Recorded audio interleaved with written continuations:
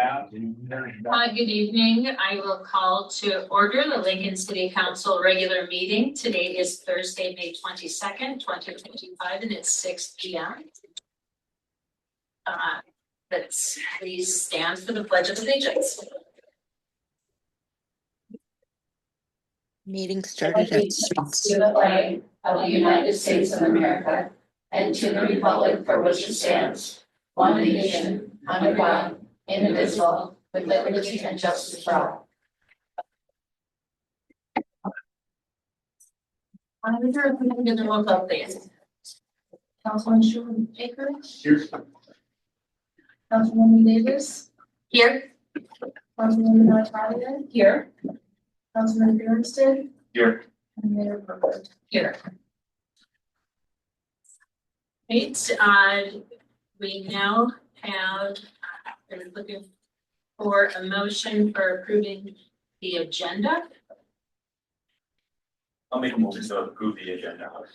I'll second that motion. We have a motion from Councilman Bjornsted, second from Councilman Davis. All in favor, say aye. Aye. Opposed? And so moved. Next, we have consent agenda. Under the consent agenda, the May 8th, 2025 minutes, March payables, or March statement rather, May payables and gaming site approvals for Mandan Baseball Inc. at Crystal's Bar, Nodak Foundation Conservancy at Tumbleweed, and Furry Friends Rock and Rescue at DJ's Pizza and Tavern. I'll make a motion to approve the consent agenda. Second. We have a first by Councilman Davis, second by Councilman Shoemaker. Any discussion? Let's see. I'd like to take a look at the gaming.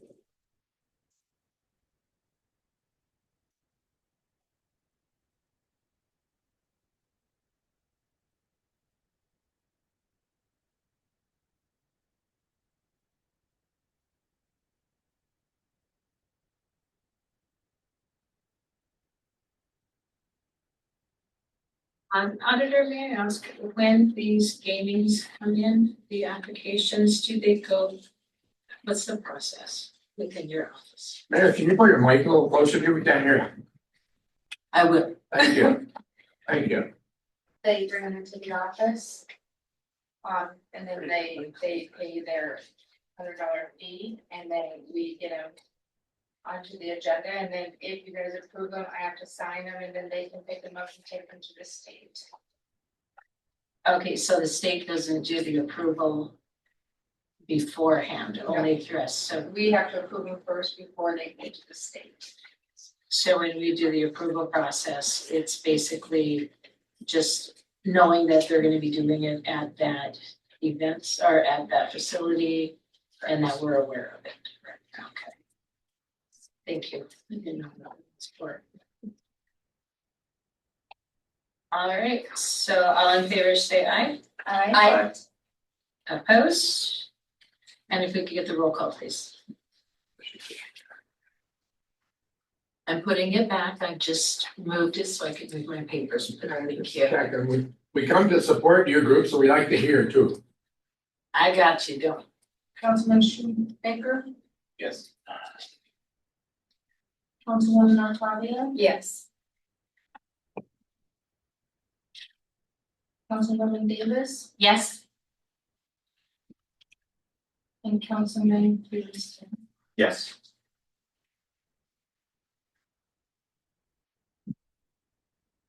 All right, now is the time for public comment. If anyone in the audience would like to speak, please come to the podium, state your name. Second call for public comment. Third and final call.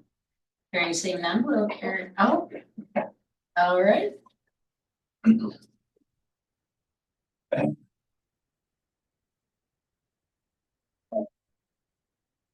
My name is Tim Leopard. I am a resident of Lemoore County. That's down south of Jamestown. And, I think you're on the agenda later. okay, can you hear me now? Is he on the agenda? Oh, you're on the agenda, Tim. Can you hear? Oh, okay. Oh, I'm sorry. Okay. Excuse me. Okay, all right, so third and final call. Hearing seeing none, we'll carry on to old business, procurement and disposition discussion. Okay, so we're working on getting this set up to be a three-tiered system.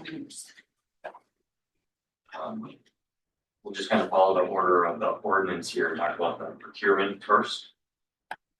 The way it's currently, the department heads can make purchases that are $10,000 or less on the open market. And then anything above that has to go to bids and have council approval. My initial thought for setting up a three-tiered system would be to have it. So the $10,000 or less can still be purchased by the department heads. Between 10,000 and 15,000 would require the portfolio holders approval. Along with the department head requesting bids, having three bids. And then for 15,000 or higher, they would require the entire council approval along with the bids. So I guess those are the numbers that I would like to see in there. But obviously, there could be different opinions, so people have other ideas for what they'd like to see within the year. Let me ask you a clarifying question. Sure. So you're saying that you want to start at where for level one The 10,000, so that would essentially stay the same as it is now. for procurement? Correct.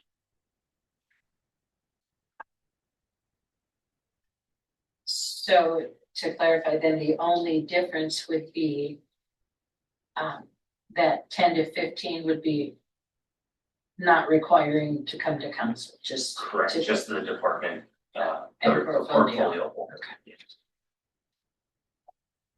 And then, excuse me, and then anything above 15,000 would Would require the full council, yes. Okay.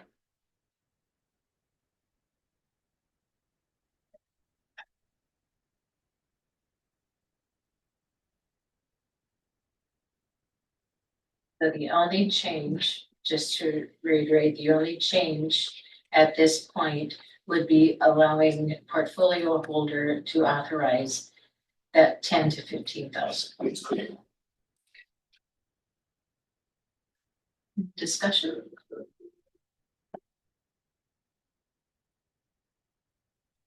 Landis, you know, we're here at the last one. Do you have anything to add?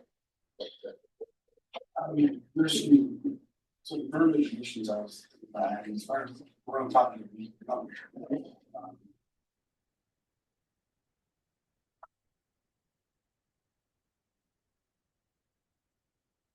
I know last meeting when I wasn't here, you guys brought up some numbers that I had mentioned. This, Yeah, I believe you had referred to the middle tier being 7,500 to 12,500, if I'm not mistaken. which would drop the initial 75%. Correct, yeah.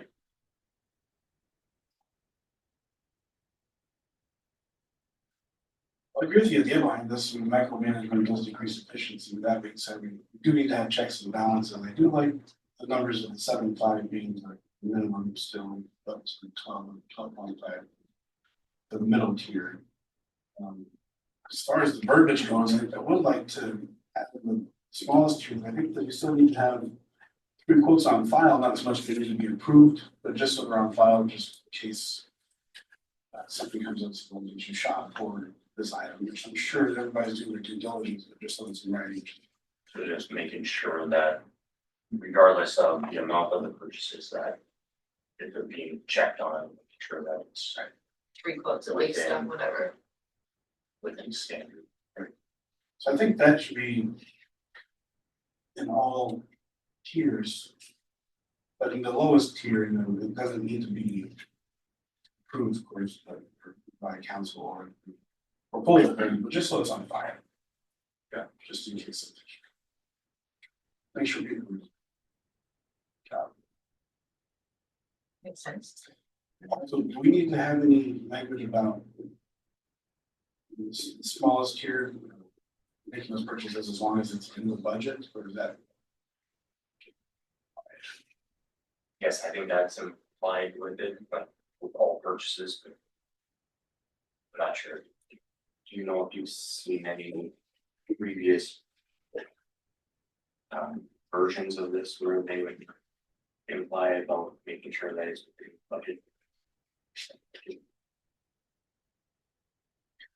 I don't think there's anything in the Lincoln code, that addresses that, at least not that I'm aware of.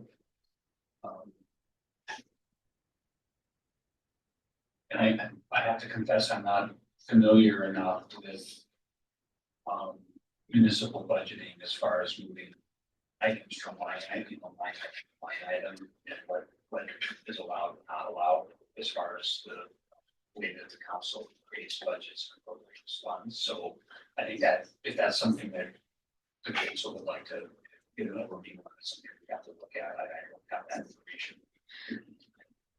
Well, and I would think that, again, implied that would be in the budget, otherwise you'd have to seek proposal or acceptance from council anyways.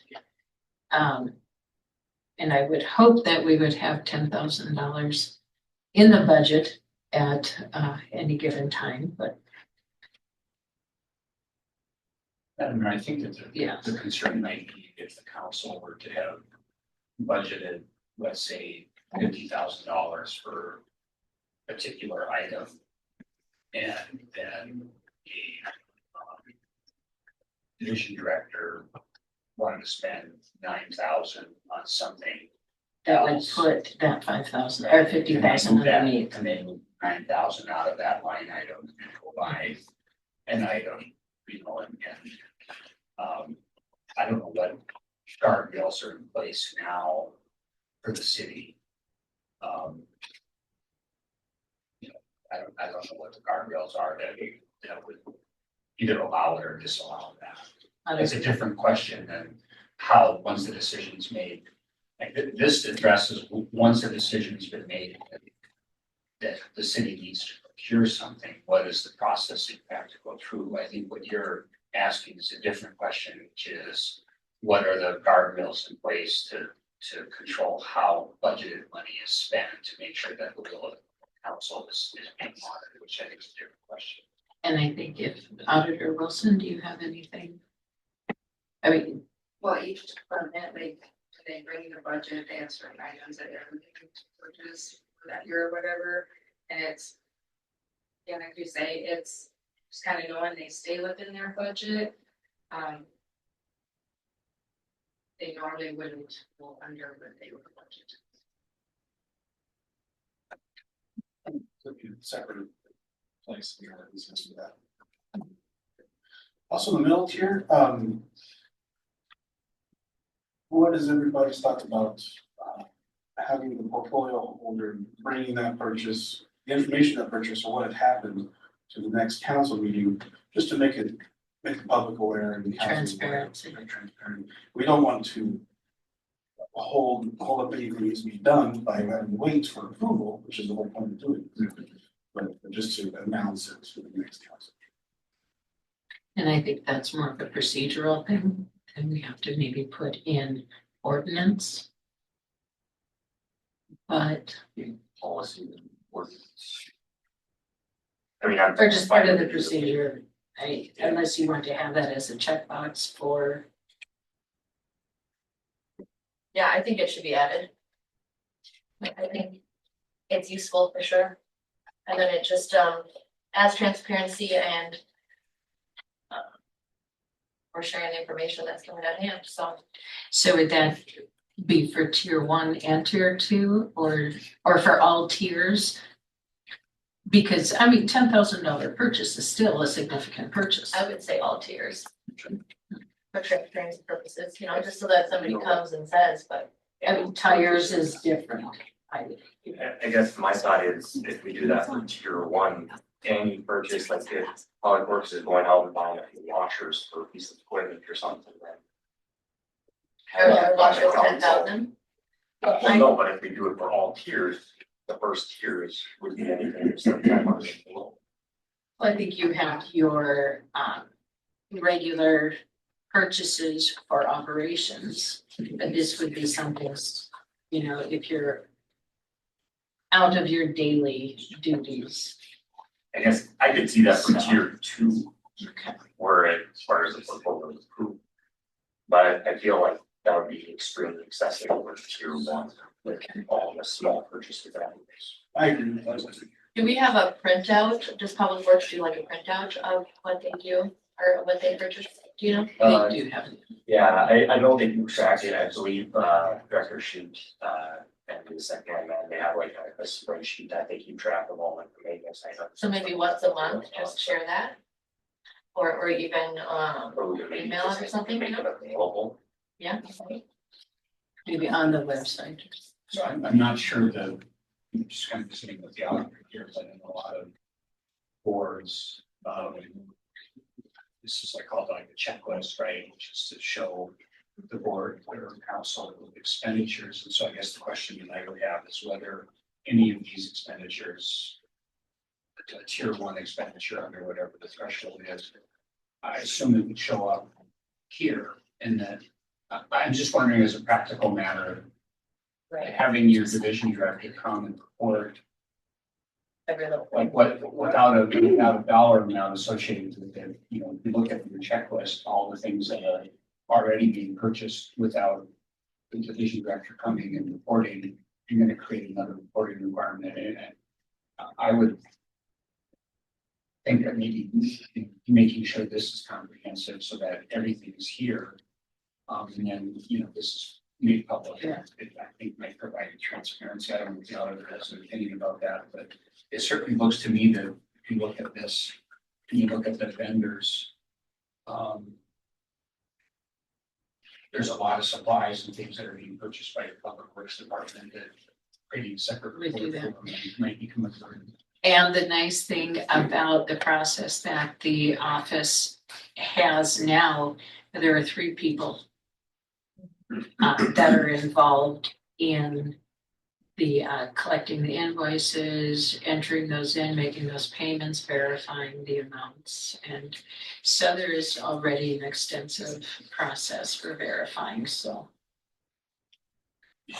So Councilman Grunstead, and then council, you think just tier 2 and tier 3 then for that would be? Yeah, I mean, tier More than 3, enough? it's gonna have to come to the council regardless, Right. but I could see that as being something added for tier 2. Just Bring it kind to of the like next a, meeting? Just a heads hey, up.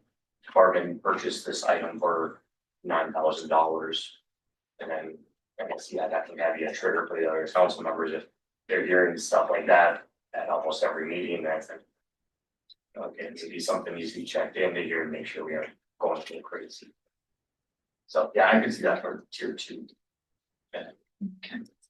Any other thoughts?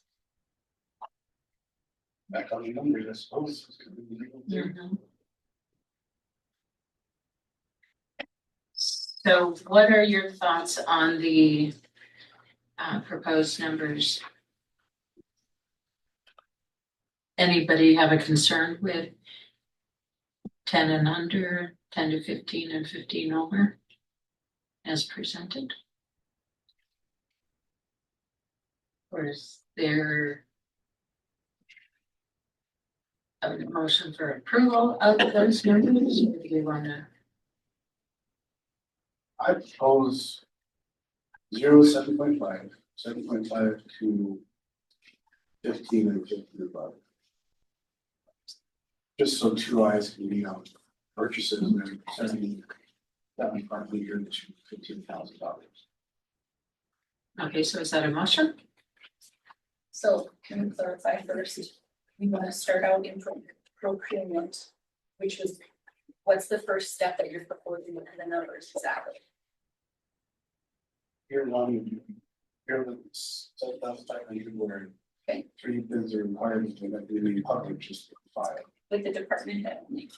Yes. Okay. And the second tier would be 7,500 to 15,000. It requires the portfolio holders approval and purchase for the amounts that were following the council. And $1,500 request from the council. Of course, it's all three. The three. Want to make that into a motion? More discussion. Well, you have to make a motion before we can have the discussion. I move to establish the first tier with a maximum of $7,500. And just the proposed language to include 3 quotes are put on file but not made public. The second tier, $7,500 to $15,000. With the proposed language for the approval of the portfolio holder. And the purchase will be made at the following council meeting. And the third tier. Also with the 3 bids. And approved by council. And I think it would like to include the 3 bids on the second tier, but include that as well. Okay, we have a first with Councilman Shoemaker. Is there a second? I'll second. Second by Councilman Bjornsted. All in favor, say aye. Aye. Opposed? And if we can get a roll call, please. Councilman Bjornsted, Yes. Councilwoman Davis, Yes. Councilwoman Nordhagen, Yes. and Councilman Shoemaker. Yes. Council, just so I know, so we can prepare this for a first reading at the next meeting. Just so I understand what the council wants added is the first tier, I think probably needs to be under $7,500. And then the second tier would be from 7,500 to 15,000, and the third tier would be over 15,000, just so we don't have any spot where it fits into more than one. Yeah. And then on the first, for purchases under 7,500, you want us to add a requirement that the staff would get at least 3 quotes. And again, they take I think those. maybe attempt to get 3 quotes. I don't wanna. I don't wanna create a situation where there aren't. Only 2 options. Well, there aren't 3 options for them, Yeah. you know, to. Okay, and then, I think Councilman Shoemaker, you indicated then on the middle tier that, the portfolio holder should disclose the purchase or the approval at the following meeting. Correct, okay, and then those are the changes then, in addition to what you've already produced, correct? On the 3 bids for under 7,500, in respect to Councilman Jordan, we noted that comment about the small purchases made. I don't want people having to get 3 bids on a $10 hammer. So should we put a dollar amount with that or? I don't think we should. I understand, for sure. The intent of this Way to do that.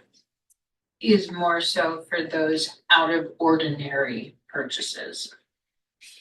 I think, and higher amount, right? So it would be like for hammers and nails, it would be for items that would be listed on an inventory sheet. Or am I wrong? I think the issue there though is that's not separated out in the ordinance. So if we want to make sure that we are going specifically by the ordinances, we need to make sure that it actually plays out how we want it to. Okay, so what would be the dollar amount for maintaining those? Attorney Rodham, you would have something to share about. Well, I was just gonna say that It's getting too detailed. well, no, I mean, we can make it work, but this procurement ordinance, what is now section 10703, will apply to all purchases under 7,500. So whether it's a $10 hammer or it's a $5,000 set of tires, this is what is going to guide the city. So if you want city employees to get quotes, but you don't want them to get a quote on a $5 hammer, then we need to put we need to add a threshold, right, or give me some direction, because otherwise I don't know how to write the ordinance that. Right. I have a differentiate if I may. Would it work if we left off the 3 bids from each specific tier and just state any purchases above like $1,000 per event? I would suggest that you would handle that in your policy with your division directors, and it might not be the same threshold for all your positions, right? And that may be also a management issue with managing your division directors rather than ordinance. So do you feel that the first tier should maybe be the big off and then that's just handled per department? That would be my suggestion, just because of more detail you put in, the more complexity that was going to do this, is to cover lots of different activities, and so. It alleviates or takes away from what you're trying to create. Create complexity, and then we also create drafting issues, because then we have to figure out how to draft it so that it'll apply correctly, practice, so.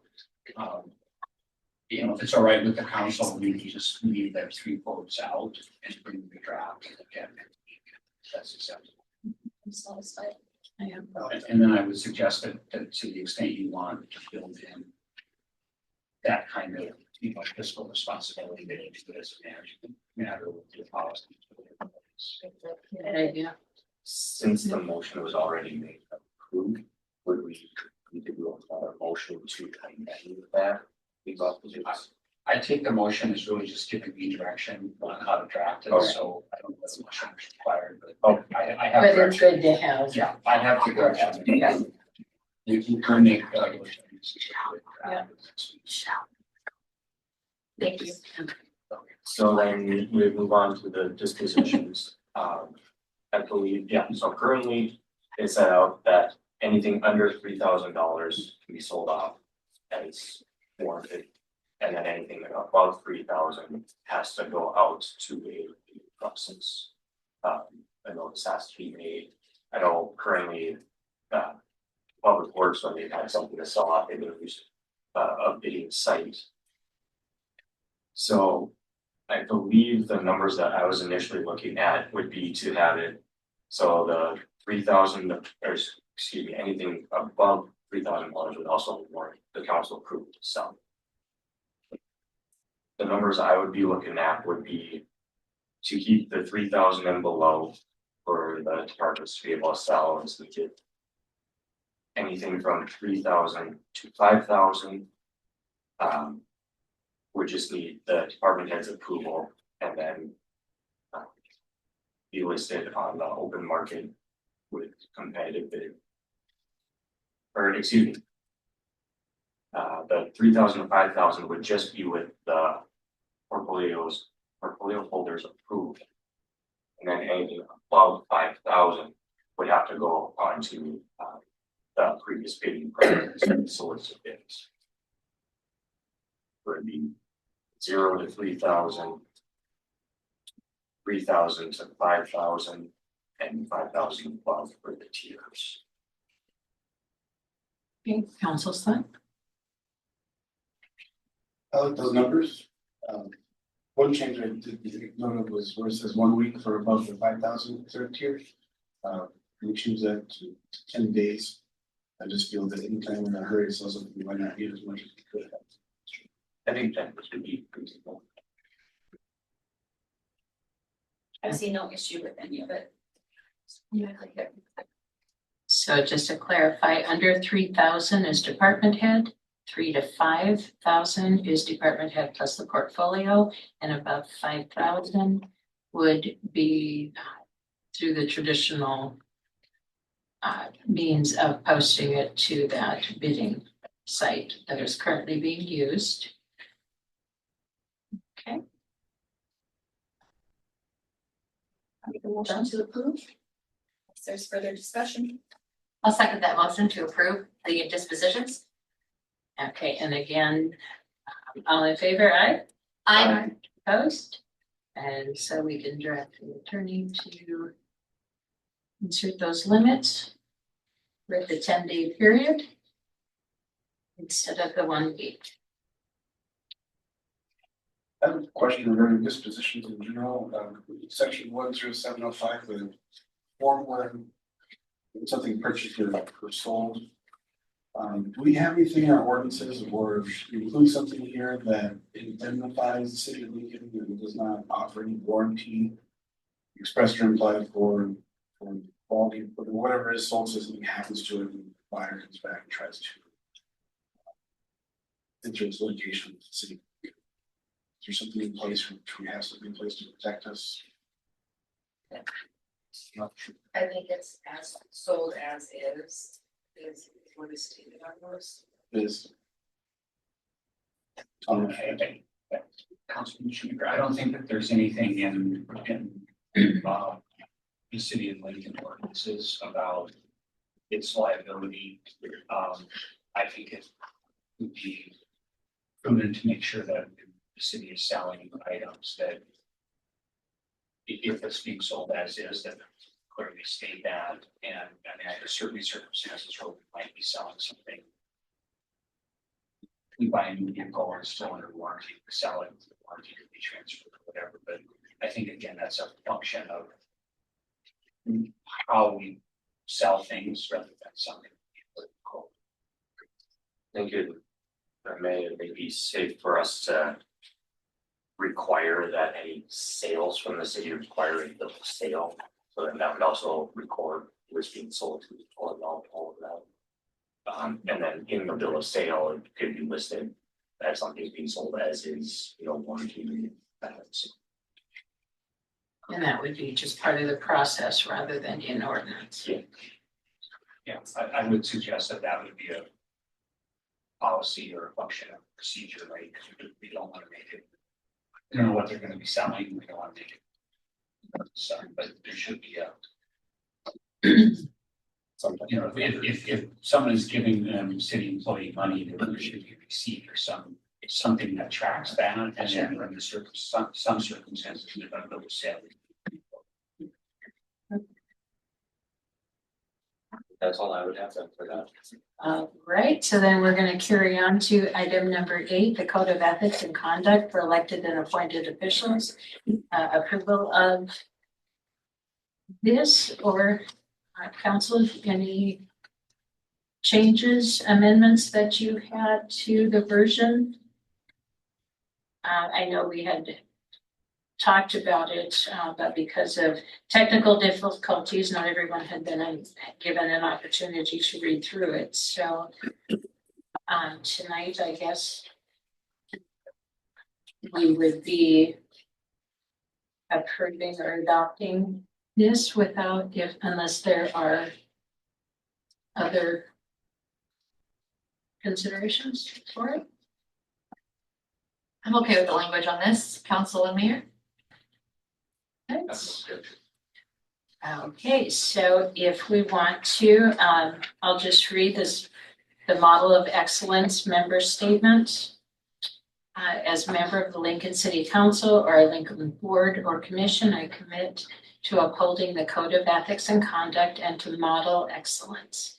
I will value the uniqueness of every member and their contributions, promote a culture of respect and civility for members, staff, and the public, uphold honesty, integrity, fairness, and respect in all actions, respect the dignity and privacy of others, keep the public good as my primary, or the public's good as my primary objective, pursuing beneficial solutions, avoid divisive behavior and actions counter to Lincoln's best interest, and treat others as I would want to be treated.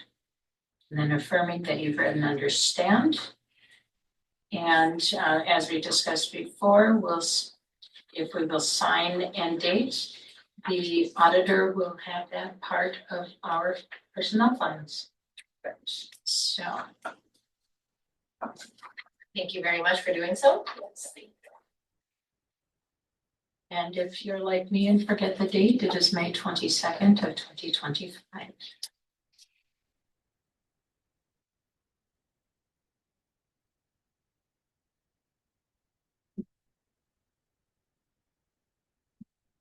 Great, so next on the agenda is the Lincoln regionalization update. I have been talking with DEQ legislators and whatnot for a couple months now after we found that the funding was not going to come through. And before, I do want to address for those individuals, I've been seeing some things online regarding whether Lincoln did not act quickly enough and we lost out on the funding because of our inactivity. That is absolutely not the case. And I wish that people would be more aware of how the process worked. But Lincoln had been complete in all of our requirements, all of our filings. But we did not have funding from FEMA. If we had started the project without those funds being released, we would not have received them because they are for projects not in production. So please understand that Lincoln was not neglectful. They were doing what they needed to do, and we were waiting on the federal government to release those funds. They did not release them, and they rescinded the project, or the brick grant. So, that being said, we have been fortunate. Senator Magrum was right on the ball with going to legislators and getting across the finish line. House Bill 1577, which would provide for funding in the amount of the grant, which is that $7.8 million. It would be a loan through Bank of North Dakota. If the federal funding came through, that would pay off the loan. If the federal funding does not come through, then it would be covered through the legislative session. Now, two things. One, well, multiple things. We'll just used to saying two things. So one, we don't have time for litigation. This is something that needs to be completed through 2027. So we've got a year and a half to expend those dollars. I don't see our federal government coming back and making good, going through all of the court cases and whatnot within the next 18 months. Okay. If we start the project, we don't get that federal funding because it's a project that is in production. So we are in a very unique position right now where we can entertain alternatives that would be more beneficial to the city as a whole. And SCH, who has been part of the sewer regionalization with Bismarck, provided at the last meeting some information, and Matt's going to come up and talk a little bit more about that. But I want to let you know that we've been in talks with DEQ to make sure, because they will be monitoring the grant itself, or the loan / grant. That they will be in charge of the funds. I wanted to assure as much as we can that we are open to alternatives and that won't interfere with any funding. A couple of meetings have been had through Attorney General. Anyhow, the whole gist of it, last paragraph. So the way that we read this bill corresponds to our earlier conversations. Excuse me. There's $7.8 million available for your wastewater project that must be spent by the end of the biennium in 2027. But it doesn't specify which project you are to use to solve the issue. If you're able to use federal funds, you are to use that funding first instead. So again, if we have a project that's working, we're not gonna get those federal funds. So if we're gonna head on with sewer, you take a look at this. I did want to point out that Bismarck had not provided an agreement for us. They had not provided dollar amounts, if any, for easements to go forward with the project, the sewer regionalization with them. We sat down and visited engineering and Bismarck Public Works, all of us. And last week, I believe I got a contract as part of the email thread, and taking a look at it, concerns with that contract. You know, it's unilateral control with Bismarck. Section 4, Bismarck sets the rates at 10% markup, annual increases tied to their internal policies, and there's no negotiating leverage for Bismarck. They set the rates, we pay them. And so the no ownership, section 9 pays for all capital infrastructure and gains no ownership or the long-term rights to any of the connection. And, you know, so we're financially responsible, but have no ownership. Relocating, if there's any annexation on Bismarck's side, Lincoln is responsible for moving our lines, not them. Okay, even though it's their annexation.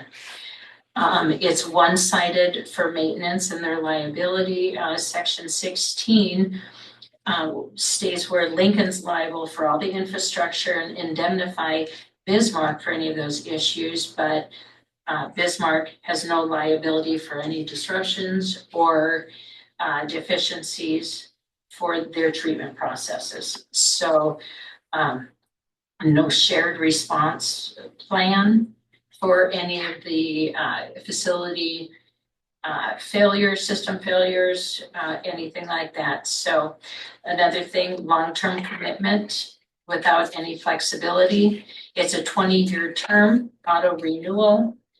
So we are being risking being locked in with no better alternatives, especially if there's other regional treatment options that emerge later. And if at that 20-year period, we choose to renew ourselves, then Lincoln bears all those disconnection costs too. And that's in section 17.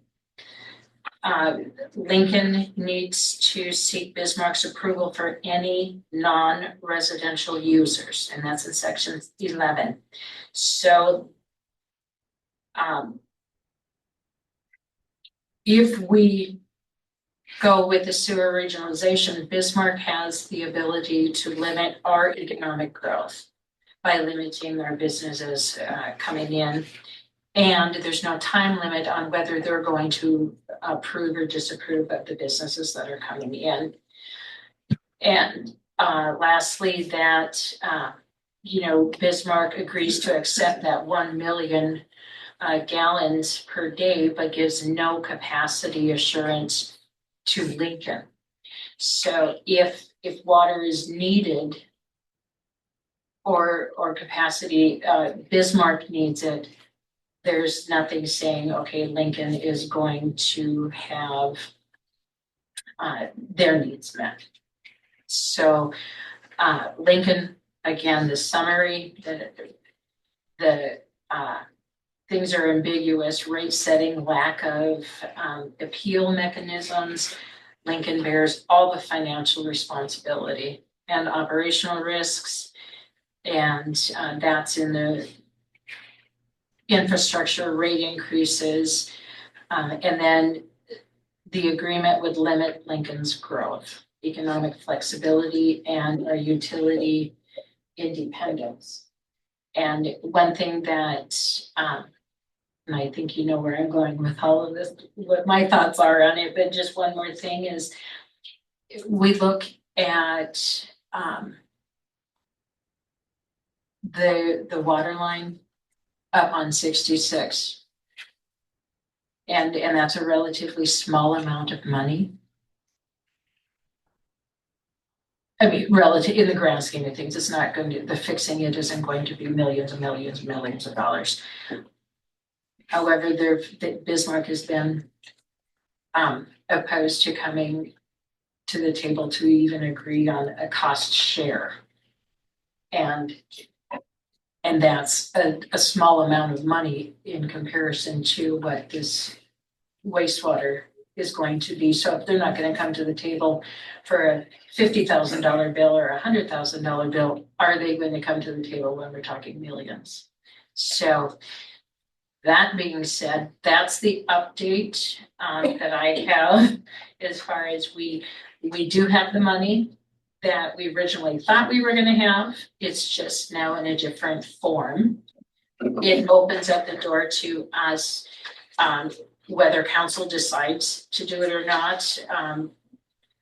That's going to be, taking a look closer at some of these options, but we do have options, and that's the important thing. So that being said, I will ask that dedicate everything I just said. Good evening, Mayor and Council. So just to, I guess, I was going to give an update more so on the technical memorandum that was asked to be put together. I know last meeting we didn't have that in front of you, so that should be in front of you this meeting, which we were asked to go back and reevaluate all the options from the facility plan. So that's what's in front of you, is bringing a facility level cost estimate forward for those 4 alternatives that were originally put together in the facility plan. So with that, I guess if there's questions on that, it was definitely, again, a facility level plan. Obviously, we have much more detailed information on one of those alternatives because of work that we've done to progress on one of those. It's as the mayor said, this is a good time to look at our alternatives, make sure that we're making the right selection for the city of Lincoln. So that memo is meant to give you some ideas of where things might look at for cost wise for alternatives at a facility level. It also provided a few recommendations, and I would like to give an update on those. Some of the recommendations were to do some flow monitoring and sampling. Director Shook is already, to my understanding, has gotten a bunch of sampling done. So we'll have some good effluent or influent data to go off of. That's good for any design that we move forward with. We really need to know that for any design. We've also, as of today, installed a flow monitor to continue collecting new data on flow quantities. We haven't done that since back in facility level planning, which was in 2019, 2020. So we're collecting more flow information so that we can make sure that whichever direction we move forward is appropriately sized. So we also reached out to NDDEQ for the effluent limits that would be imposed if it was to be a continuous discharge type situation, which is 2 of the alternatives. Director Shook took lead on that and got a bunch of good information, and we've been following up with them to try to get some clarification on things like stream degradation and potential future limits that would be a little more stringent that we need to plan on. So we have been in contact with them about that.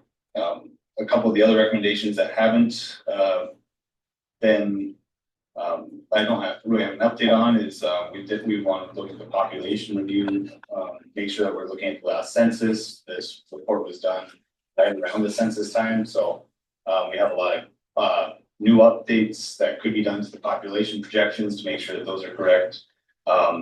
Rate study is something that we recommend to be done so that you know what these rates would look like for all our alternatives. Wow, that was a but that is something that we think that should be done, whether it's the city that does it, independent person does that, or SEH could do that. I think that's something that we want to get done.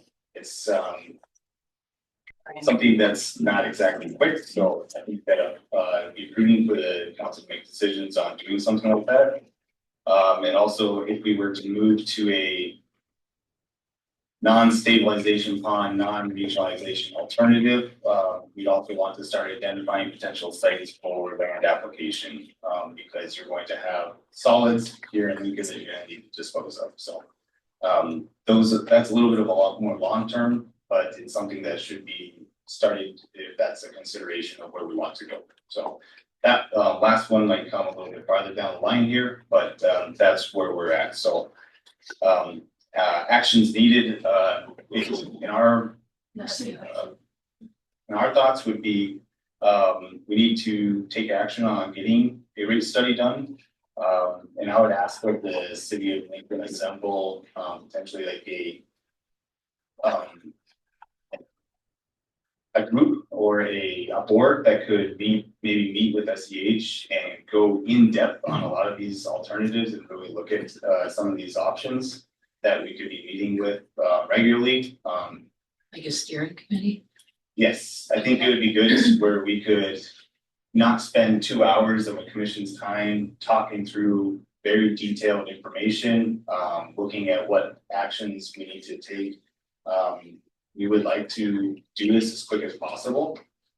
So if the city could assemble that, obviously Director Shook needs to be part of that.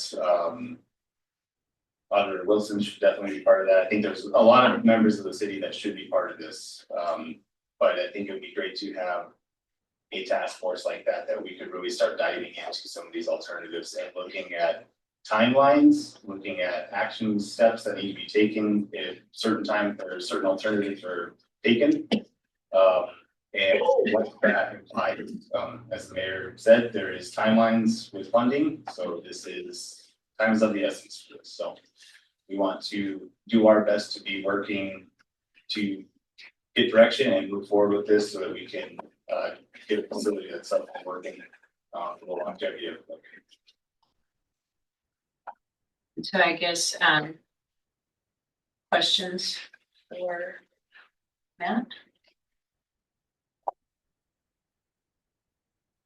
My understanding is that, depending on the possible alternative, the funding could change that, correct? My understanding with the new source of funding is that it's good for any alternative. It's not tied to a certain alternative. Currently, I believe, maybe Greg can answer this better than I, but that the current application for the BRIC grant is tied to a certain type of project, correct? So tied to what's in that. Yep.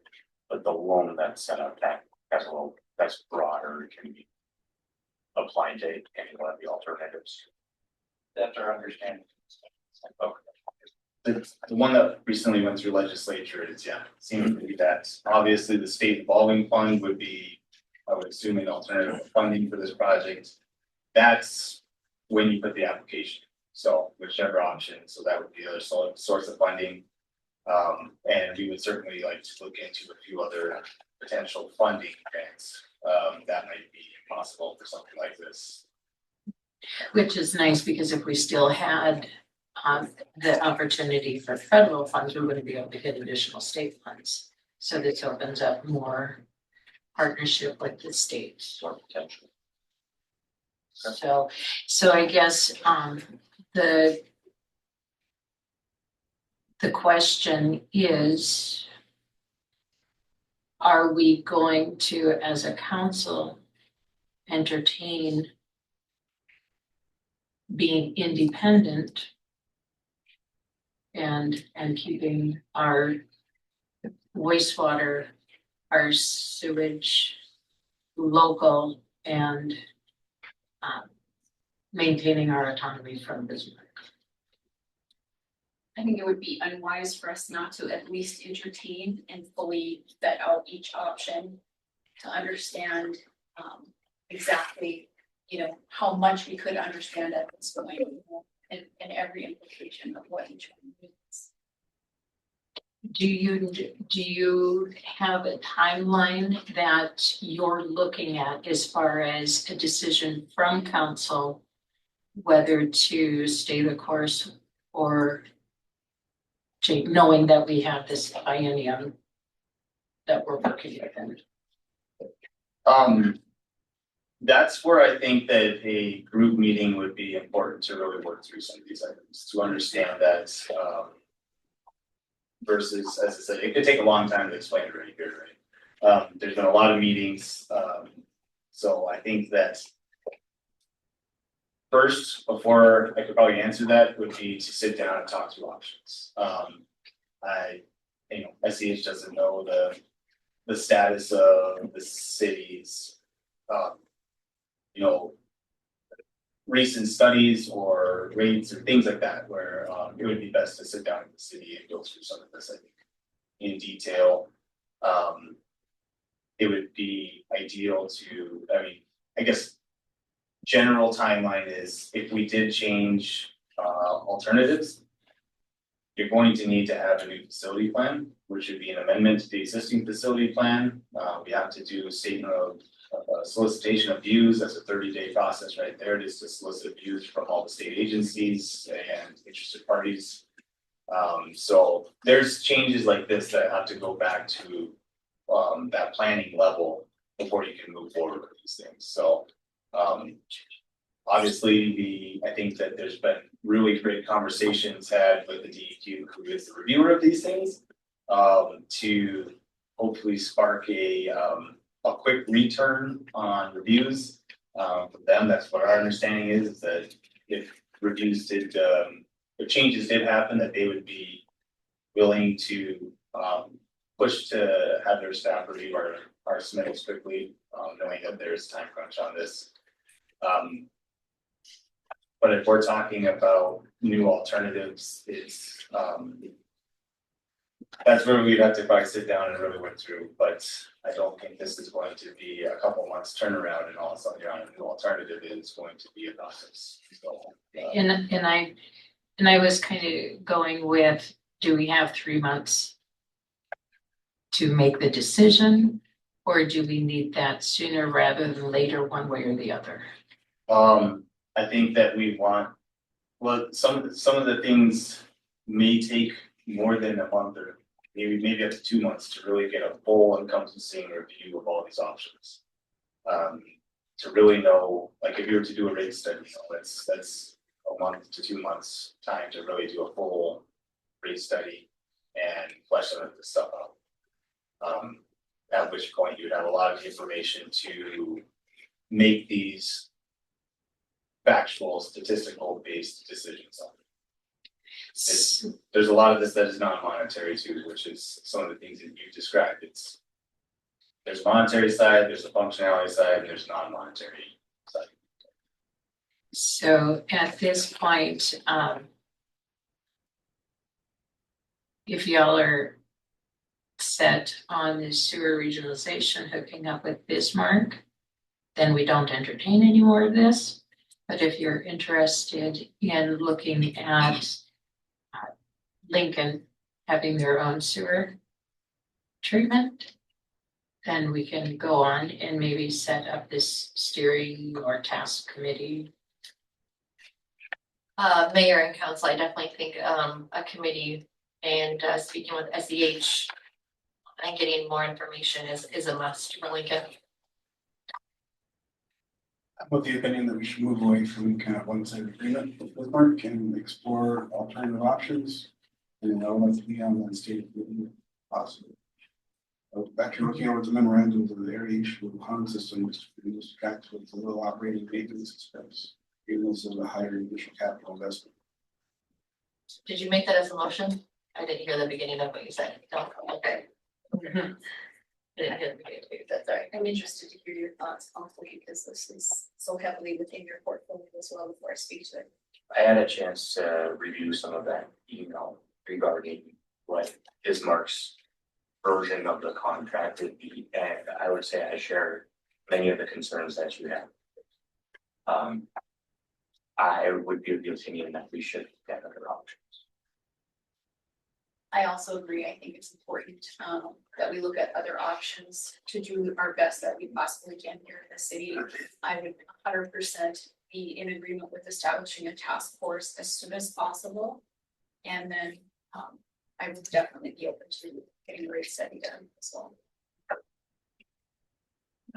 Okay, so I guess we would need a motion then to start with that, the rate study. So is there one on the table?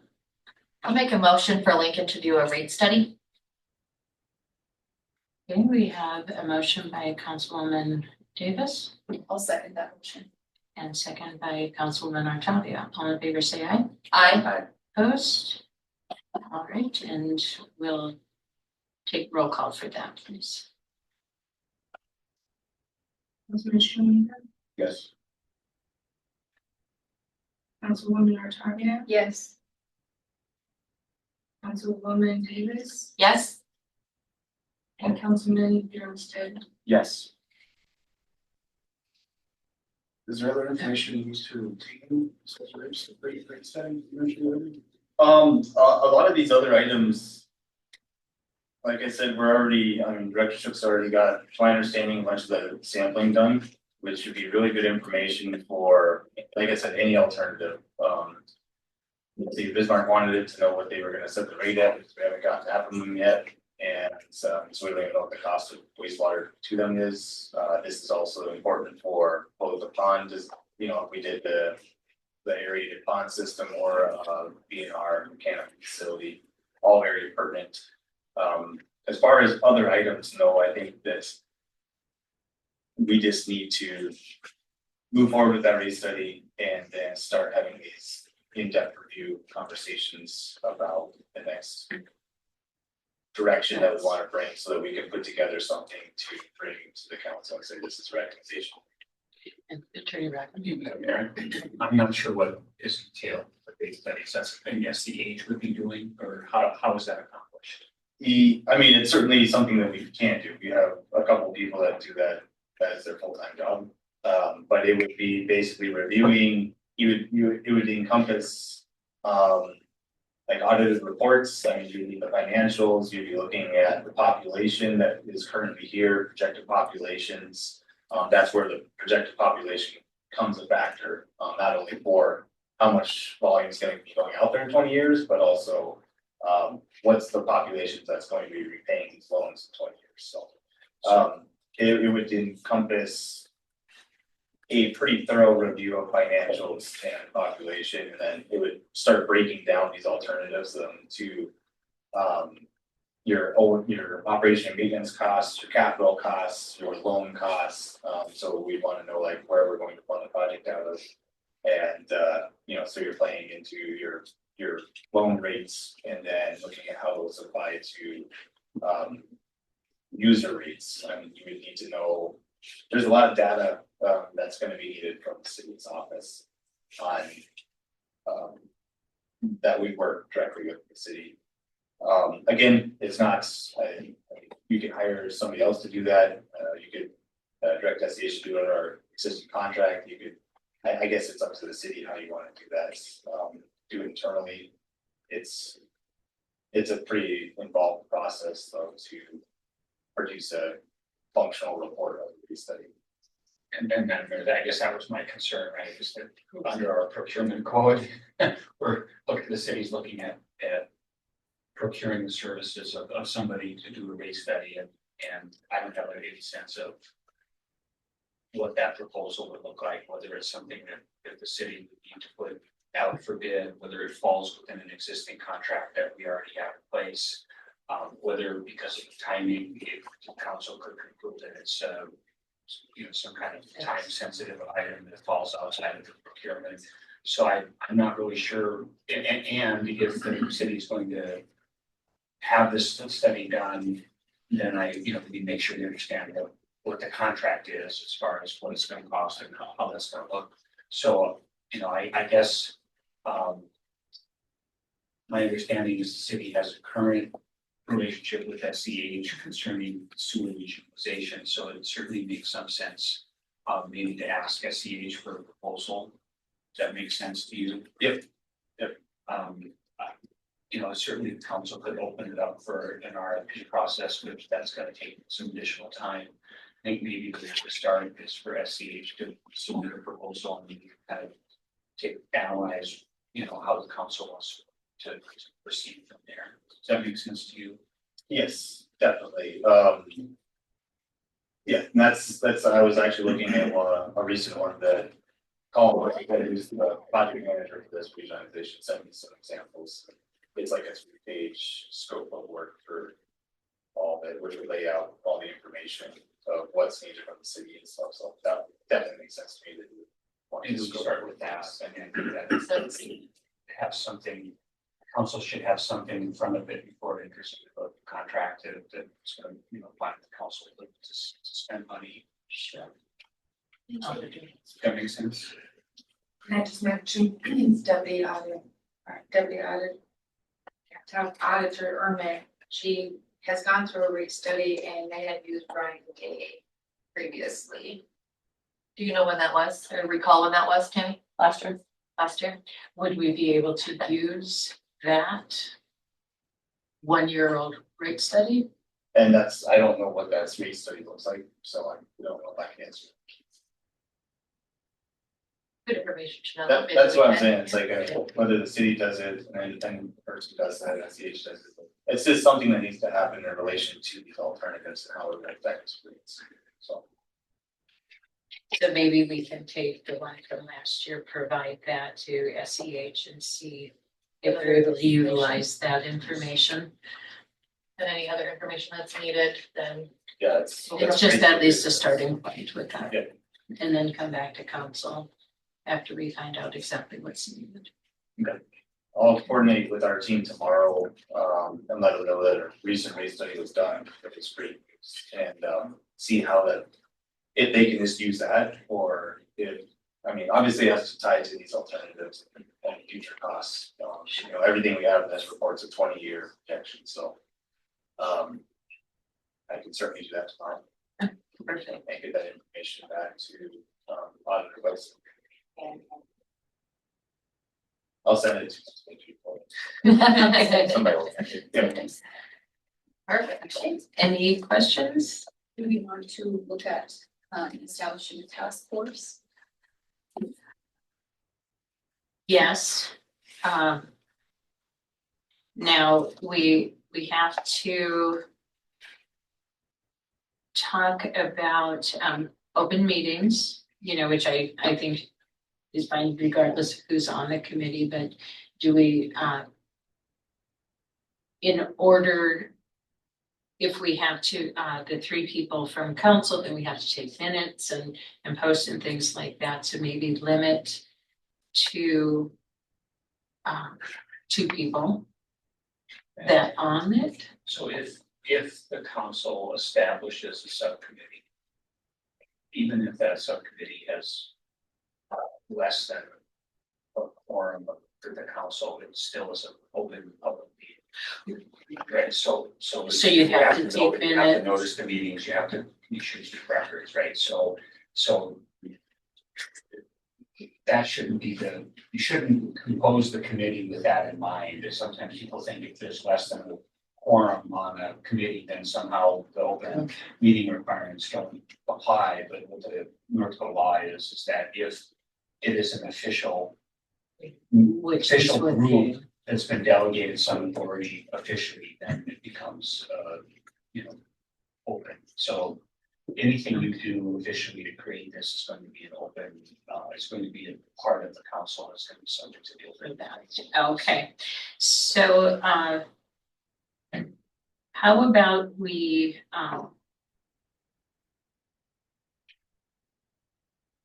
think about who this is and maybe email us suggestions as to, or unless you all have ideas. I personally think we all should be informed about what's going on.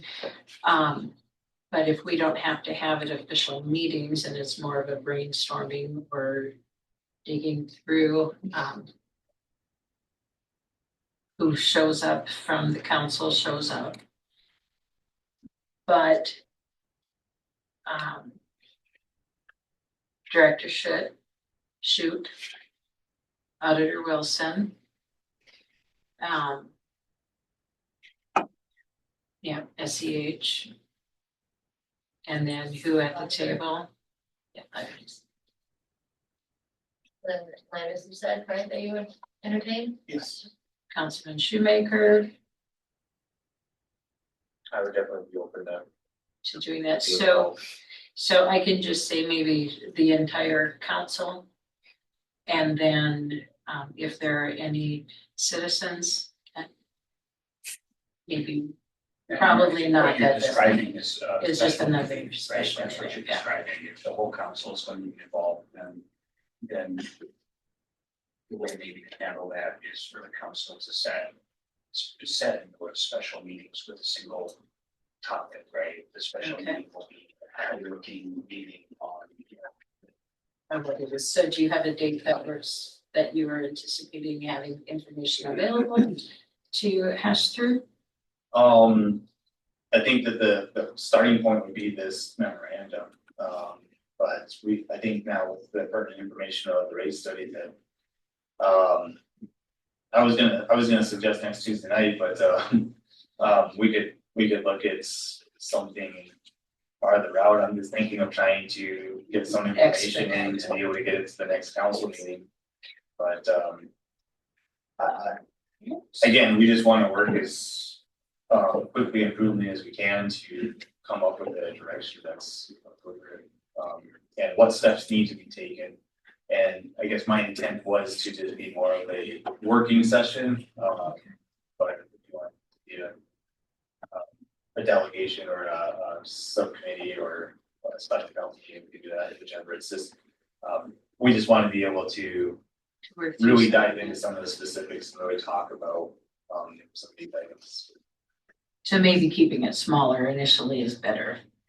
It could be, just to make sure that we're exploring where the city stands, with these items, to know what direction to start moving forward and work towards. Mayor, I wouldn't have any objection to having Councilman Shoemaker and Councilman Bjornsted at those meetings and then inform us later on. That sounds good to me. Fine with that? Tuesday, I mean, I know Tuesday is early, but I mean.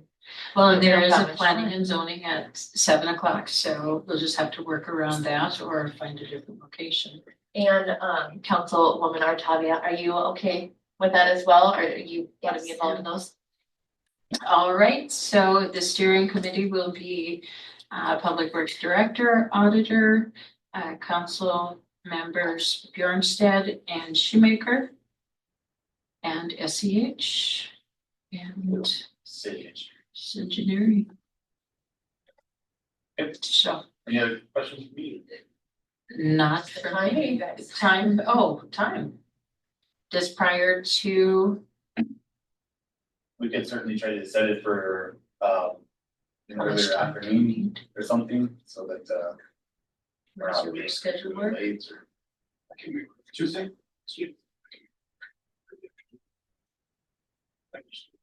Okay, I'll just maybe Send get out an an invite. email sent out with maybe some times and everyone can take a look at it. So, Okay, sounds good. good. Thank you so much. Thank you. All right, so under new business, item 11. Tim Leppert and Kathy Schneibel. The data Bitcoin discussion. Kathy? Okay. I guess I got delegated. Thank you, Madam Mayor, for having me, council members and councilors. My name is Tim Leppert. I'm from Dickey, North Dakota. That's in Fillmore County, down south of Jamestown. And I was asked by some of the citizens here to come and talk to you about data centers. I don't want to take a lot of your time. But if you want to do a questioning me, or I can kind of present a little something about what we know about them and what has transpired down there, I can do that for you and take questions afterward. So this company corporation, Applied Digital, came to Allendale, North Dakota. And they are, what they're doing down there is they're building a multiple facility. They do crypto mining, and they're also going to do artificial intelligence down there. They're going to do also storage. So it's a facility that leases out computer space to corporations around the world. And they do whatever those companies ask them to do as far as generating files, multiple things done with that. The problem with all of that down there, it's a very small community, and the landowners down there, some of them were approached and offered huge sums of money for their property, and they sold. But other landowners were frozen out, not treated very well by this corporation. And it's caused some problems in the community down there. And where I live, we're seeing a huge amount of development trying to be brought into our area. Actually, that 281 corridor, if you look on the map, has been designated an energy development corridor. And some of the citizens in our area, when they heard that, they were involved. These citizens have been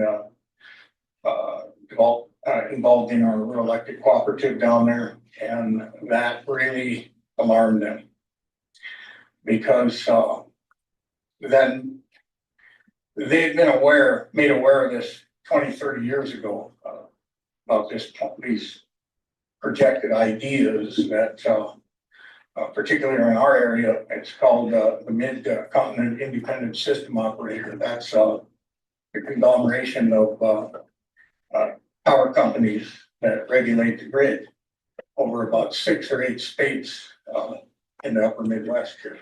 I think you guys are over in Southwest Power Pool here, or part of WAPA and all that. But so we've been literally just, we got word yesterday that they're going to be, there's a gas pipeline, natural gas pipeline plans to come from Valley City to Allendale. Applied Digital wants to build their own gas-fired power plant down there. They've went to the state legislature and got 2 bills passed this past session. One of the bills was took away a township road from a township. They just literally took it away, and they want to have 1.5 miles of road as their private road into the place now. They demanded to be annexed into the city of Allendale. Well, there happens to be farmland in between, so that changed the whole tax base for these farmers. They had no say in it whatsoever. And so there's problems down there. They also went to the legislature and got a bill passed to do this power generation they want to do down there. They want to have standby generation, and then they want to have their own power system, power plant. And they in that bill, they requested to be, they don't want to be regulated by the state of North Dakota or anybody. They want to do their own thing.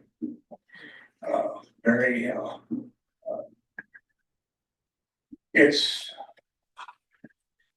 really caused a lot of problems in the community down there. When you talk to the people down there, there's a very mixed points of view. And I guess what I can offer you is, if you're contemplating having one of these facilities come into your community, I would recommend you do a lot of questioning, that you do a lot of exploratory work when you're dealing with these people. Because what they'll tell you, and we found this to be true with all of these developers, the wind developers, the solar people that are trying to come in down there, they're not honest. We're dealing with a high voltage power line. Otter Tail Power is trying to build a power line through that area. And we've had all kinds of problems with them. Matter of fact, we now have 5 townships and a group of landowners down there have sued the Public Service Commission to open up that case and revisit it, because when you all find out what that power line is going to do and who's going to pay for it, you're not going to be happy, because the power line does no good for the citizens of North Dakota. The North Dakota citizens are going to pay for it for the next 40 years. And the infrastructure that goes along with it in other states. Your power bills are going to go up $10 to $15 a kilowatt hour for the next 40 years. Citizens don't want that, especially if North Dakota, when we have no advantage. It doesn't benefit us all at all. Our power rates are going to go up because they're going to send the power out of here and charge more for it. They can't, because that's the thing. So, and the data center is hooked all into that. They have, if you look at Applied Digital, what their presence is in North Dakota, they have a Bitcoin mining operation next to a substation north of Jamestown. And they have the Applied Digital main campus, they call it, west of Allendale, next to an DU substation. This is a joint, the power line's a joint project. They're sucking off that power, now. They want to be independent, but we don't entirely believe what they say, because we found a lot of evidence, actually in the Public Service Commission working meetings that they have. They discuss some of this in there. And that's a good source to go look at related to this JetX power line. And we found that all these projects are interconnected. And Applied Digital is a big part of that. So with that, if you have other questions for me, I'll stand for questions. How long has it been down there? They started work back in 2022, I believe. It was, yeah. The main campus now has one building built. It's 350,000 square foot building. They want to build 2 more buildings twice that size. These are reinforced concrete buildings. And the main campus is going to be the AI operations are going to be done in there, and the computer work there that they do. They do a lot of storage of data there also. Underneath the buildings is all battery storage. That's a concern to a lot of the citizens, because these are very, when that thing if it would ever start on fire, there's no way the little small Allendale Fire Department could ever put it out. These are lithium batteries. And you know what these cars do when they start on fire. It's something to be aware of. That's out there. Yeah. So you want to ask the right questions when you contemplate this. If you're contemplating this, or if they're trying to come in, and work with you, be very careful of what you wish for on this deal. So. Questions? I guess I have a question. Yes. You mentioned that they were looking at potentially putting up their own natural gas power plant. Yes. Is that something that sir, would they be providing power to the community, or? We've asked about that.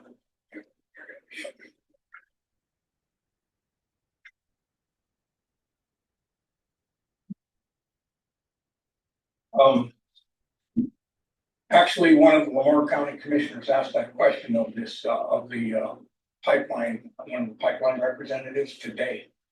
And the answer he got was, they don't know if the communities are going to benefit along that track or not. So he didn't know, or wouldn't say. I mean, we don't know. He gave the answer, he didn't know, but Actually, one of the Moore County Commissioners actually saw us, and he spoke with all the pipeline officials today. Great information. Thank you very much. Thank you. Just one other thing that, as I sit on the Russell Township zoning board.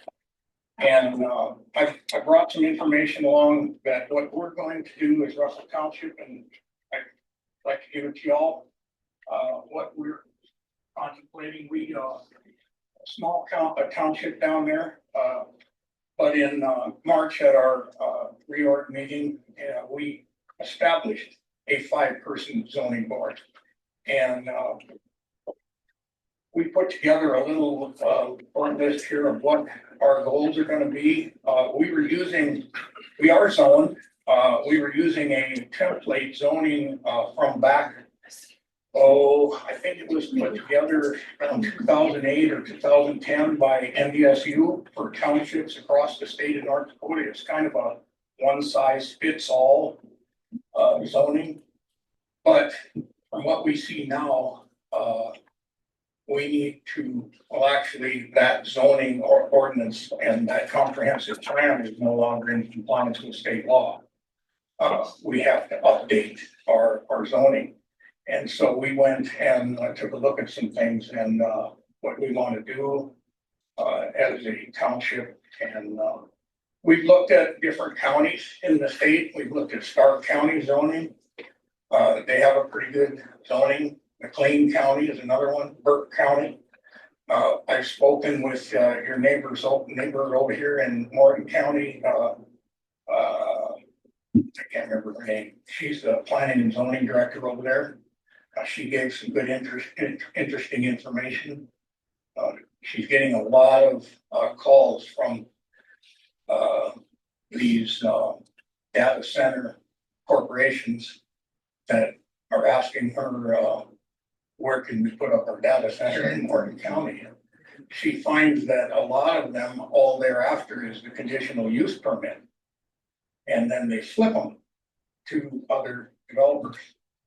They're not even other business, they're just a kind of a little storefront place somewhere in another state that is an LLC, and they've got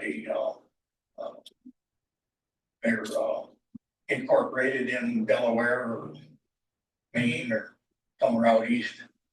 And that's, so you want to be aware of these things.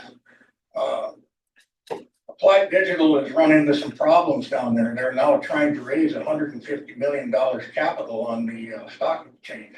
They went public with their corporation. Well, we're definitely gonna have to keep our eyes open and aware of this. I know there's Yes, talk yes. on the Bismarck side, Yes, so yes. thank you for Yes. bringing this Thank you. I won't take any more. to Thank you. thank you. That's here. I know I've been to some of the Bismarck Commission meetings, and those data centers are a big concern. There's a lot to it. So my question just was, does Lincoln have any ordinances to protect ourselves? That's what's going on. Do we have ordinances in place because down in Ellendale, they just came in? Well, and I don't know that we have anything in ordinance. I haven't looked specific to it. But at this point, I haven't heard anything from anybody that there's been discussions or thought processes on this side of it. So, but we'll keep our eyes open. But which plan you get from the county? Yes, we got that, Kathy. And he said you can use that as a guideline. Thank you. Now we'll carry on to item 11, the RFP for engineering. RFP for engineering. In your packets, I have included a resolution. We did receive or the RFP closing period happens, opened up envelopes, and like I said, in your packet, there is a resolution to authorize contract negotiations for professional engineering services with Shard Elliott Hendrickson, SEH. I don't know that if you want me to read it, or if you've read the resolution itself. It just points out that we sent out the date that closed on May 9th, where in Century Code that interviews are not required when that qualified respondent's identified. And then section 2 have the city council finds that SEH qualified to provide the professional engineering services as requested in the RFP. The city administrator or designated city staff are authorized to enter into contract negotiations with resulting agreements subject to final approval with city council, and that the resolution should be effective immediately upon its adoption. And this had gone to the city attorney Rockeby. And Madam Mayor, I did review the resolution. I didn't have any changes or comments. So I guess I would ask for approval of the resolution I presented with entering into contract negotiations with SEH to act as city engineer for the city of Dakota. I'll make a motion to approve the resolution to have SCH as our engineering. We have first by Councilwoman Davis, Second. second by Councilman Shoemaker. All in favor, say aye. Aye. Opposed? And if we could get a roll call, please. Councilman Shoemaker, Yes.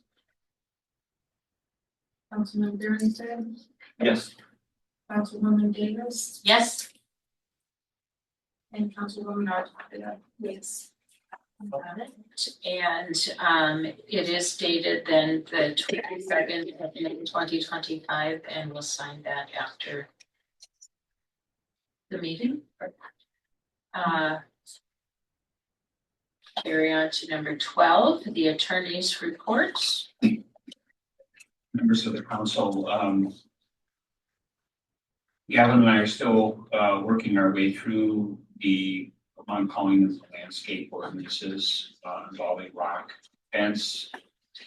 We're working on tree board, park board. And one of the things that was on my list to look at was whether or not the city is authorized to enter into a joint powers agreement with Apple Creek Township concerning the road. Our conclusion, applicable in general's opinions, that the city can enter into a joint powers agreement to help fund the maintenance of a road, even if part of it is outside of the city's boundaries. So I don't know if that's something that the city wants to have a conversation with Apple Creek. There's a couple, as things stand now, I think we talked about this maybe 2 meetings ago, is that the way that the city's annexation occurred, we used the outer boundary as the section line, which theoretically would be the center line of the road, assuming the road is built exactly on the center line, which results in somewhat of an anomaly where half the road is within the city's boundary and half the road is not. There are several ways that can be addressed. One is the city can enter into an agreement with the township that the city will take maintenance responsibilities for the whole road from this point to this point, and Apple Creek will take maintenance responsibilities from this point to this point. Before we have a joint powers agreement over the entire road, it's truly just up to what the parties will negotiate. So if there certainly is a vehicle there for the city to take over some or all of the maintenance of the road, we kind of take that issue. That concern out of Battle Creek Township. Can I interject something that Mayor? If you come to the, Yeah, go ahead, go ahead. Yeah. We just had a meeting today with Berkeley County. okay,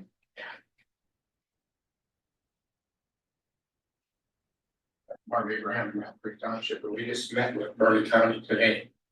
With the engineers and their plan is to take over 22nd and 80th. And build the road and do the maintenance on it. and that is acceptable That's acceptable for our township as well as Berkeley County. They agreed to do that. I just met with them today at 3:00. and my understanding is that the road, it would change a little bit, right? Well, As far as it wouldn't be straight on the section line like it would be on the map, they're gonna alter that route. it's just gonna be a little altered a bit. little bit. Yeah. Now, did Steve Schwab talk to you yet? I actually met with county on yesterday. Just because they wanted to make sure that we knew what was going on this Okay. end of it too. Well- So I had a little conversation with Marcus Hall Okay. and Casey.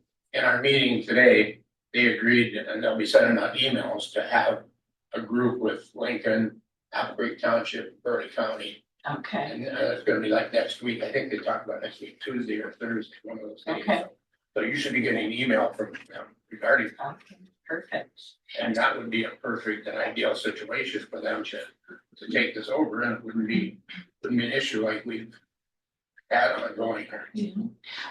So is there an issue with that, Attorney Rodney? As far as, do you see any issue legally with? No, I think that if the county and township and the city all are in agreement about what they want to have done, legally, we can paper over it and get there, right? Each has the tools necessary, either joint powers agreement or some other legal means of getting that resolved. So if they're willing to step up and do that, I don't think there's any impediment to making it work. Yeah, Berkeley County came forward with that. They approached us, called a meeting today. So they're gonna have a meeting next week with Lincoln and Creek Township. and So what do county. you guys think about that? I'm all right with that. It makes I mean, sense it's to me. a win-win situation. I don't have any. And Mariner, the developer will be there as well. Okay, So well, then we'll go into that meeting with open minds. open mind, that's kind of why we had it today, just so everybody's on the same page. Thank you for bringing that forward. And thank you.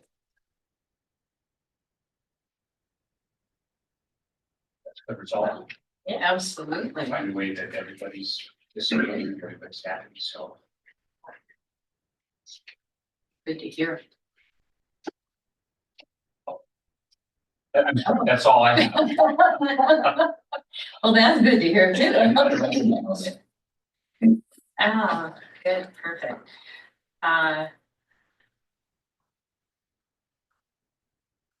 So to say, that's first meeting. You're good. Okay, and then we have portfolios. We'll start with Councilwoman Davis. For the office, for the utility billing, we have 53 account suspension letters that went out in March 2025. 15 out of the 53 accounts requested to go to collections. That's a total of $21,310.87. We do have, though, 71% that was collected out of that whole debacle. With the office work, papers were scanned and stored for February 2025 bill records, and then collected 12 new resident applications. EDC assisted in organizing business flyer samples for June's meeting. And then the permits, submitted 3 permits to auditor for liquor license, 1 concrete application for public works director, and then submitted 4 development apps to engineer. That's all we have for the office.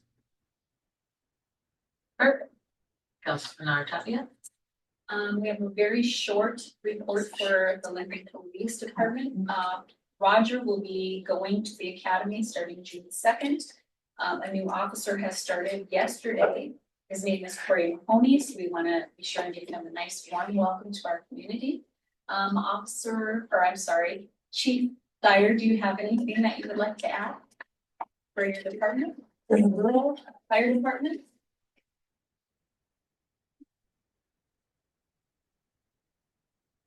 Mayor, council members, I guess not much.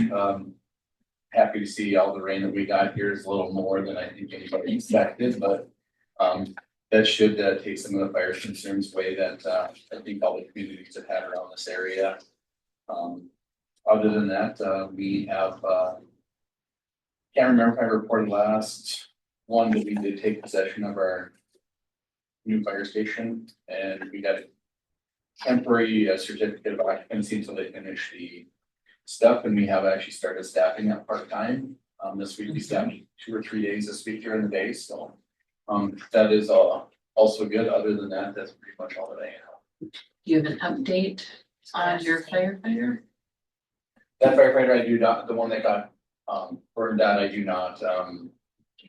I just more or less wanted to make everybody clear like what did happen, if anybody wanted to do anything, if there's stuff out there and avenues out there to try and help somebody that got hurt, protect and serving the public. And that's why this I understood their updates, but I know that you could probably go to the page for that individual. They do have a page. I know that they don't make post updates, but quite often.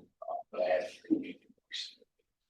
And where would we be able to find that information? I gave you guys a name I can't remember off the top of my head what the name was, but I know I gave it at last month. I can't remember, somebody wrote it down and it's just on Facebook. So. Yeah, and we did, I just didn't know if you wanted to. No, I So. I don't. Okay. It's been a long week. Absolutely. But that's all I have here. Where is that new fire station? The new fire station is at where our old one was up on the north side of town, 6909 Aurora Loop. So we built a new station, and then we are in the process of we sold our old fire station, and somebody's in the process of tearing that down right now. And then they're gonna be finishing the driveway. So we've had that station at Aurora Loop for over a decade now. It was a small satellite station that did not support 24-hour staffing. This new station here will support 24-hour staffing for the future, or if we have bad blizzards with storm coverage and those things, we don't have such long response times. Even if we don't, there's a lot of times during the winter, if we have blizzards, I'll put extra staff on for storm coverage. Now with these capabilities, we can put a crew north and a crew south, so we don't have such long response times. It's already going to be extended due to the weather.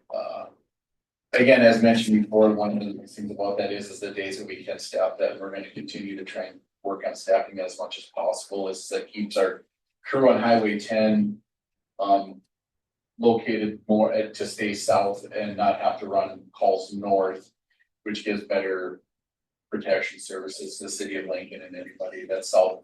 And again, that's where a majority of our calls are, is south of the interstate. Thank you. Thank you, Chief. That's all for public safety. All right, then we'll move on to Public Works with Councilman Johnston. Well, as we all know, we have a fair amount of moisture this last week and a half or so. Public Works didn't really have too much to get on outside of making sure some of the storm drains were figured out that were starting to get clogged up. So other than that, that's all. All right, Councilman Shoemaker. I did the tree board meeting last night, some items that were discussed. The tree board's working with the Peace Lutheran Church and setting up a community orchard between the tree line, just north of the tree line over there, which is a really good idea. The tree board is going to be paying for the trees and the installation later out of their budget. Arbor Day photos will be uploaded to social media here soon. Carl Jewell sits on the EDC committee in his church, is putting on a community cleanup / improvement day on June 25th. And what they're going to do first is paint plywood and wood on 52nd, the flower plant below it, the city's approved. Oh, great. I think that'd be great. Also, received questions about mulch and compost availability. Is that already available or will it be? Director Sheets isn't here today, but I can follow up with them. I know we have dirt, right, at the grass site, Where about filter, no? the dirt? I know they do work on composting, grass clippings. That's something I was doing for the beginning, so. I can follow up with Director Sheets though. And then regarding a potential digital sign readout, I've been in communication with Indigo Signs, and I'd like to put them on next meeting's agenda to educate us on the types of signs and what they cost, just to explore that option.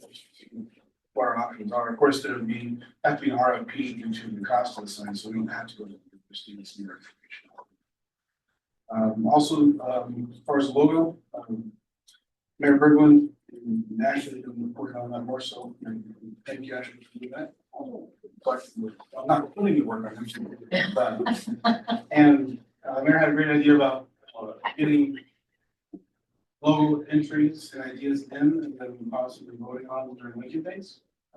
That's a really good idea. So if general public, anybody would like to submit local designs, ideas, anything, to my email address, that's landis.shoemaker@cityweekendindeed.com. Please do so we can get a new logo and use it on documents, website, and these things up there.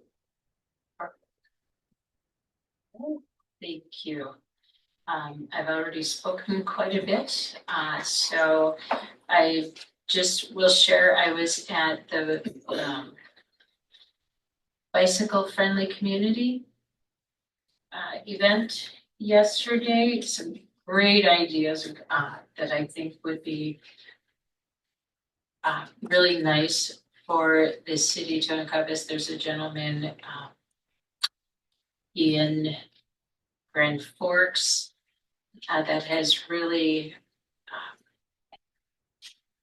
put light on that community as far as using bicycles as a means of transportation more than just recreation. So I've asked him to maybe speak a little bit with our EDC at some point, not anytime, but just to have that on there. Discussions with that. So I will leave that now to the auditor's report. I don't have much to report, but back to the CDs, I did put the three. I put in 3 different banks, so locally Dakota Community Bank, locally your hometown credit union, and then Kirkwood Bank and Trust. Just to show you kind of what the rates are around town. And at this point, Dakota Community at that 6 months still have the best rate. So I had asked Sarah at Dakota Community Bank that if we were to change them at our next council, because it was over the 10 days, they would work with us. But I just need to know the final answer tonight. And would that be at the 4.1? It would be the 6 month at the 4.1. Council. I would say let's go with what makes the most financial sense. That looks good to me. So then, because they already rolled over, so I can just tell her that we're not going to change anything, that they're just. I think it looks, yeah, good that. Do we need to have a motion on that? Sure, just to be done. I'll make the motion to go ahead and allow that to roll over at the 4.10% with Dakota Community for another 6 months. Okay, we have a first by Councilwoman Artadia, I'll second that. second by Councilman Bjornstedt. All in favor, say aye. Aye. Opposed? And if we could roll call, please. Councilman Shoemaker, Yes. Councilwoman Artadia, Yes. Councilwoman Davis, Yes. and Councilman Bjornstedt. Yes.